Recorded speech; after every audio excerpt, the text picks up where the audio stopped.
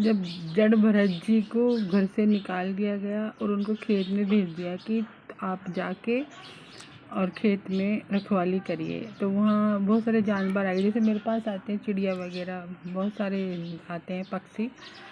तो उन्होंने जाके सबसे अच्छा एक ही फार्मूला अपनाया, राम जी की चिड़िया राम जी का खेत, राम जी की चिड़िया राम जी का खेत, खाओ री चिड़ैया भर भर पेट। राधे राधे दोस्तों।